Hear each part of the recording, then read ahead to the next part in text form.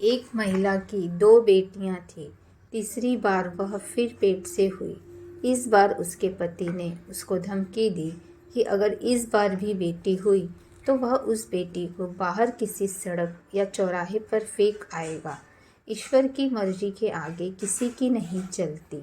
दुर्भाग्यवश उसे इस बार भी बेटी ही पैदा हुई और जैसे ही उसके पति को यह बात पता चली, उसने बेटी को उठाया और रात के अंधेरे में शहर के बीचों बीच चौराहे पर रख आया। माँ पूरी रात रो रो कर उस नन्ही सी जान के लिए भगवान से दुआ करती रही और बेटी को ईश्वर के भरोसे कर दिया। दूसरे दिन सुबह जब उसका पति चौराहे से गुजरा तो देखा कि कोई उस बच्ची को ले ही नहीं गया।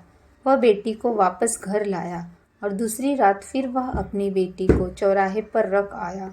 लेकिन हर रोज यही होता रहा।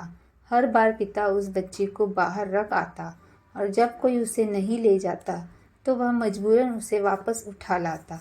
अब वह थक कर हार गया और ईश्वर की मर्जी समझकर उस बेटी का पालन पोषण करने लगा। फिर ईश्वर ने अपना पासा पलटा और कुछ साल बाद माँ फिर पेट से हो गई और इस बार उसको बेटा हुआ।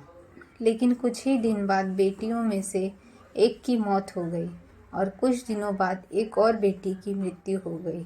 अब सिर्फ एक ही बेटी जिंदा बची और वह वही बेटी थी जिससे उसका पिता अपनी जान छुड़ाना चाहता था। माँ भी अब इस दुनिया को छोड़कर चली गई।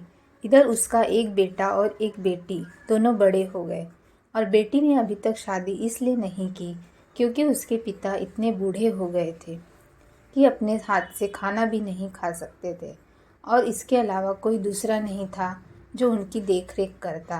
अब तो सिर्फ वही एक बेटी थी जो उसका ध्यान रखा करती थी और जो बेटा था वह कभी कभार आकर पिता का हालचाल पूछ जाया करता था।